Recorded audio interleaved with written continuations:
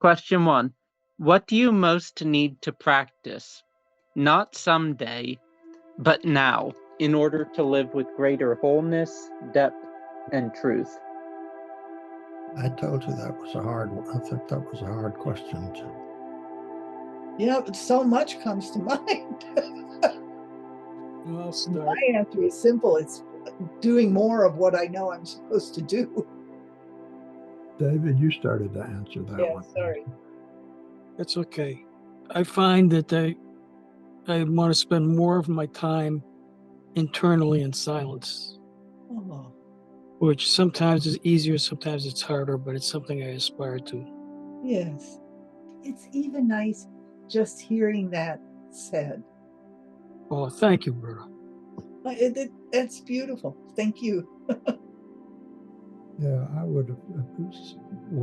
was thinking, I wouldn't put it quite those words, but just it would be nice if I could experience more periods of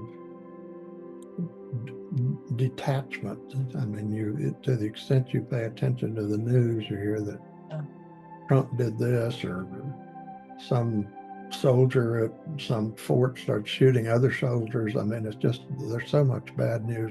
People in Sudan are dying from chaos and war and famine, and of course, not to speak of Gaza. It's just to be able to, particularly the things that we or I don't know that I could fix, just to just observe it and not to worry about it so much of the time. I think, yeah, the word detachment, it comes to mind. That may be like withdrawing into a period of silence and meditation. I think so too, Daryl. Can you add something, Luna? Or will you? I think there's no one answer for this. I'll just say it depends on the individual, but everyone needs to kind of be a spiritual physician for their own soul. And what you most need to practice right now is that which you know you need to practice, but you've been putting off. And in some people it's one thing, and in some people it's another thing. But more often than not, we tell ourselves we don't know what it is, but we do in our heart of hearts know what we need to do, but we're either too lazy or too cowardly to do what we need to do and to make those hard decisions. Because living with greater wholeness, depth, and truth, more often than not, isn't always the easiest path. The path of truth is a difficult path. It's a worthwhile path, absolutely, but it's truth, beauty, and goodness is difficult. And, look to the story of Abraham. He waited 70 years for his first son. He loved his son. And God told him to sacrifice his son. I hate that story. I'm so sorry, but I find it so difficult and painful because he was going to do it. And that's so hard. Yeah, but the thing is, Kierkegaard says very clearly that according to the rules of this world, Abraham wasn't a good man. He was a murderer. He would have killed his son. Therefore, according to the rules of this world, he was bad. But according to the rules of the other world, he was a special man because he had that deep love for and faith in the divine. And more than that, how many people would instead kill themselves or not follow the divine or have the son back and act in a different way? But the thing that marked Abraham out is he had that equally divine amount of love both for God and for his son. Uh, Yeah, I was just, when you were telling that, well, when the subjects of Abraham came up, or you were describing what happened, I thought, I spent several years focusing on drafting the Texas criminal code, and I thought, if he had killed his son, that would have been murder. And if he said, well, my defense is God told me to do it, you'd say, he's crazy. how many, I mean, if we let people off for crimes because they think God told them to do it, I mean, Right. what kind of a legal system would that be? You just can't. I don't know. Was that a valid defense? It wouldn't be. Not according to human law, anyway. Yeah. Well, and that's the thing. You can't conflate human law and human standards with divine law and divine standards. They're different things. And if you are going to live in this world, you can live in this world by this world's standards, or you can live in this world by the other world's standards. But as the entire life of Christ shows, living in this world by the other world's standards does not bring peace and joy and gladness. It brings the cross. I'm sorry. Can you repeat that? I said, if you live in this world by the other world's standards, as the entire life of Christ showed, it does not bring peace and joy to yourself. Not in terms of worldly peace and worldly joy. I mean, even Christ at the end, as he was suffering on the cross, said, Eli, Eli, lama sabachthani, my God, why hast thou forsaken me? Well, and does anybody has anything been written or said about at what point in the process Abraham was? And did his son know that his father was in the process of sacrificing him before he was stopped? Because talk about a trauma. Yeah, my reading of the story is that Isaac did not know. And it wasn't an easy thing for Abraham either, because, God told him to go up the mountain, and you didn't have motor scooters or cars to get up that mountain. It was a donkey ride. 3 days. 3 days he had to think about what he was going to do. Oh, good Lord. Not a kind God. And, this is all supposed to be about the love. And that's not a story that, yes, it's about the love of God, but, it's a hard story to me. But, that's why, not this case so much, but other cases in the Old Testament show that version of the God to be a bringer of terror, a jealous God, an angry God, a vengeful God. And, my personal theology, or my particular view on Christianity comes directly from that of Marcion, who rejected in toto the Old Testament. He said that God was an alien God, that's not the vision of the divine that the New Testament portrays. The New Testament portrays the divine fully as the God of love. And so, he wanted the canonical Bible to only be the New Testament. It makes some sense. It makes a lot of sense. And you know, it wasn't something that these ideas didn't fully go away until maybe the 1400s, 1500s. The Cathars had the same views. They were exterminated.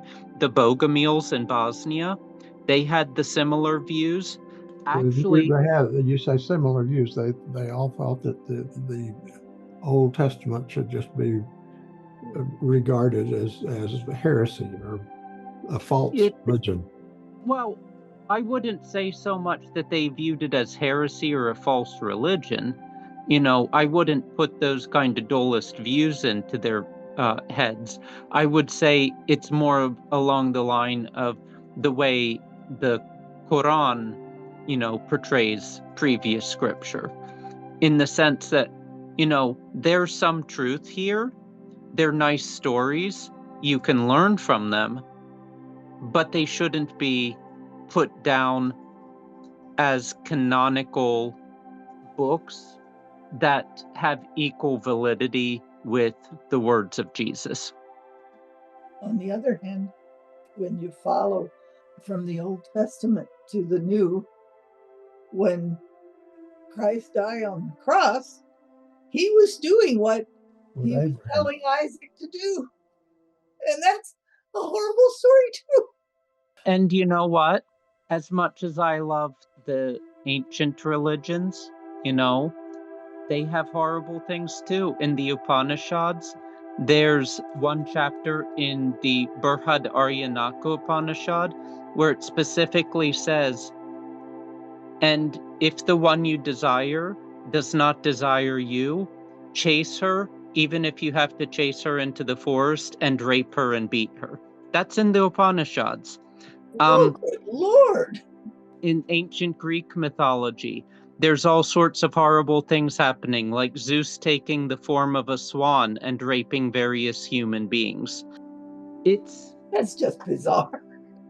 Yeah, but it's, some of the stories are more distasteful than others. For some reason, the bizarreness of the ancient Greek stories are somehow less distasteful. The parts of the Upanishads that are bad are so bad they almost make you want to reject the rest.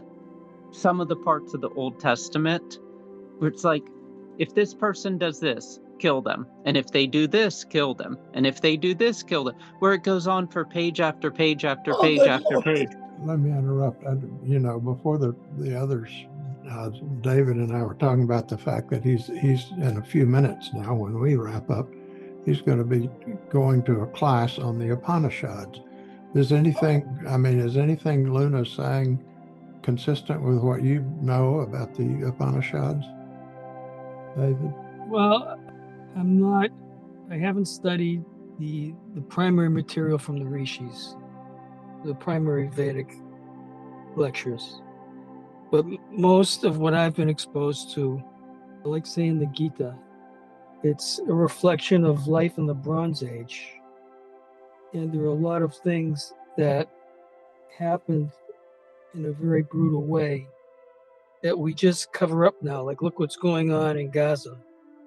It's no less horrible and horrendous than things that went on in the ancient Israeli writings or in ancient Persian writings, but still interspersed with things that people of the time could relate to. There were aspirations for a deeper experience. So no, none of the books that I've read propose chasing your lover into the woods and raping them if they don't agree. But that's my problem with all Bronze Age literature that's held up as an example of how to live in the current days, because some of it is relevant to the times, and we're in a different time. There are just as horrible things happening now, but not quite the same as was happening then. Well, and they're not being used as an example to follow. I mean, the horrible things that we have happening now. Generally, horrible. not for us. I'm sure some of the ultra right Oh, in the population would consider it, what's happening with migrants is stuff that's about time. yeah. No, that's So some of this literature has to appeal to a broad base to get people to sit in their seats and actually be exposed to it. I believe that's part of the rationale. But it's certainly like I forget the exact book in the Old Testament, but around the time of Joshua, God gave a man to go into Canaan and kill every man, woman, and child in Canaan. I mean, that's pretty horrible. And some of the Orthodox Jews are using that as an excuse for what's going on in Gaza. Just genocide, pure and simple. Yes. Kill them all. Well, that's happened a lot of times in history, I think. Yes. It's something we haven't grown up with. We haven't grown away from in thousands of years. I believe it was Shankara that wrote in one of his books that ignorance and greed sow the same seeds in every generation. wow. Maybe we could go on to a more pleasant subject. What exactly is the I is the next question. What exactly means not what we normally or ordinarily think of it as, but something a little more precise. How would you paraphrase that question, Luna? Well, it's a short enough question. I think I would not need to paraphrase it. The question means literally what it means. What exactly is the I? What precisely is the I? Not what we think of it, but what is it? Well, I mean, what comes to mind for me is that it's our sense of who our subjective self is, and that is composed of collections of memories of our own personal and, you might say, bodily experiences that are, and that collection is unique. I mean, I don't think anybody else has had precisely the same experiences I have. Each person has maybe similar but somewhat unique history of things that have happened to them, and to the extent they remember them and think that forms this concept of I, me, or what. Is there a better definition or explanation than that? Before I get into it, I'd like to hear some other opinions. What's the connection between the I and the ego? I mean, is it an expansion of the same thing? Or is it? I think of them as the same thing. I think wasn't ego a term invented by a psychiatrist, or I don't know if it was Freud or somebody else. Yeah. And it was contrasted with something called the id, but I couldn't tell you what the id is.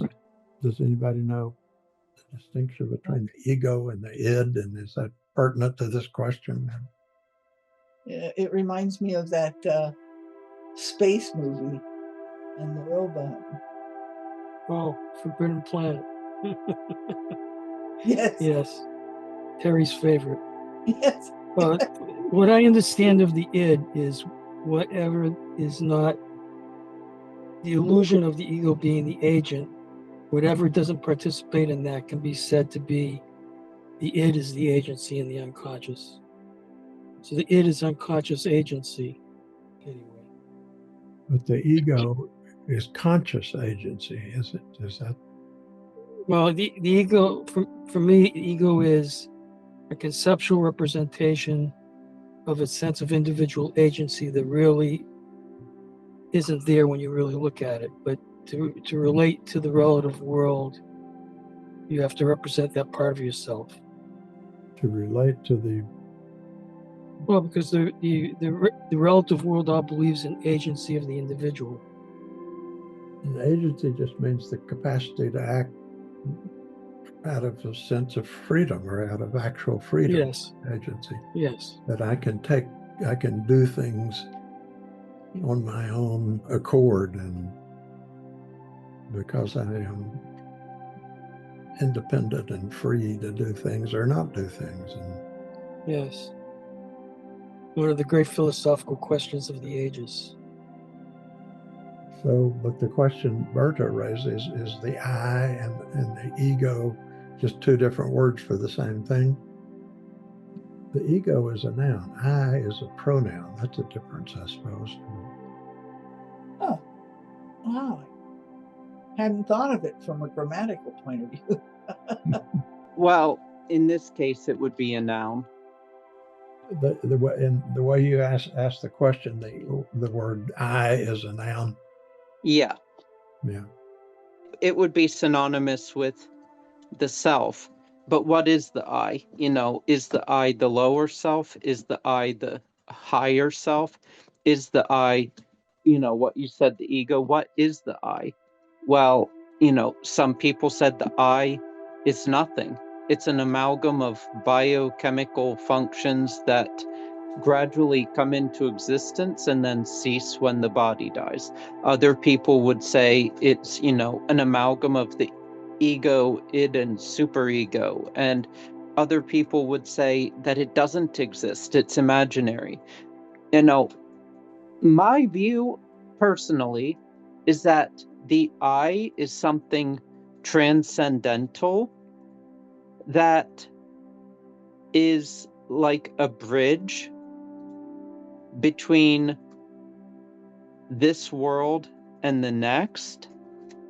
And this self-realizing self is the composite of memories, experiences, but also things that are intangible, such as what could be called the soul, that is directly connected through a kind of spiritual umbilical cord to the divine.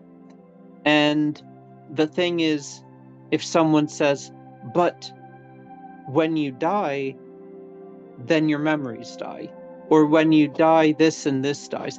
But, you actually have a number of perspectives here, like from certain philosophers who say, like Alfred North Whitehead, the great mathematician and philosopher, he said, well, it doesn't matter if you die. It doesn't matter if the brain rots and the worms eat it up, because God is eternal and contains everything that is and was and will be. Time doesn't exist for the divine. And so everything that you knew or felt or experienced is already contained within God. And so when your soul rejoins God, you have access to those memories, but you're no longer bodily. You're not in a bodily form, but the next stage is more like a kind of, whatever you want to call it, a spiritual body.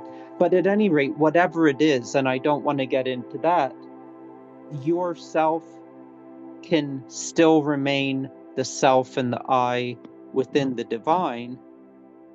And the difference between a radical non-dualist and a qualified non-dualist is a radical non-dualist would say that there is no separation between the self and the divine. But the qualified non-dualist, and I veer more towards this, would say, but that's dismissing grace. And the thing is, God is full of love and God is full of grace, and God is not a nihilist.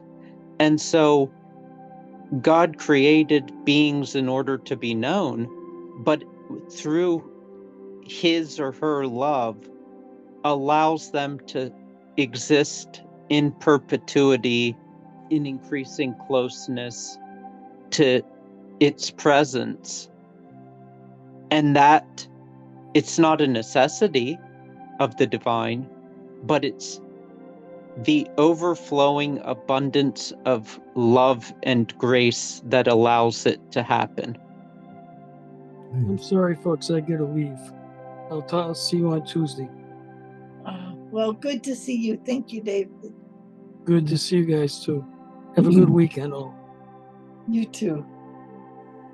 But we could all leave, I guess, unless somebody wants to say one last. This has been, to me, a really interesting discussion, and it's really making me think in a more positive way than the questions before. But I love that the way you articulated the concept that those memories are all there and they're part of God. And if the soul wants to re-access some of those memories or some of those joys, or they're available to process in their own perfect ways. If the soul still needs to learn something from the life it lived in this body. Right. And that's the important factor here, that individuation is not a necessity, but it's a gift. No, I found that very beautiful and hopeful and soothing in its own way. And the Russian Orthodox theologian Sergei Bulgakov, he said, "There's only one thing certain in this life, that not even one blade of grass will go without being saved." He said, every blade of grass, even so much as that has ever existed, will attain salvation.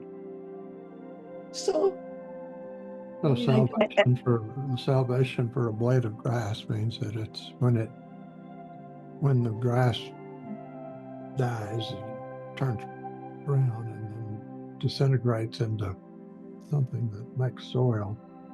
It's the fact that it had being when it was in being is itself a form of salvation. Well, the experience of grassness that the grass experienced went to enrich God. But not only that, but in whatever form it takes, whether it's a kind of Aurobindian spiritual evolution or reincarnation or what, nothing, the physicists say matter can't be created nor destroyed. Well, Right. Spiritually, according to Bulgakov, who also was trained as a physicist, he said spiritually nothing can be created nor destroyed. Everything that is came from the fibers of the divine, and everything will remain in the fibers of the divine, just changed.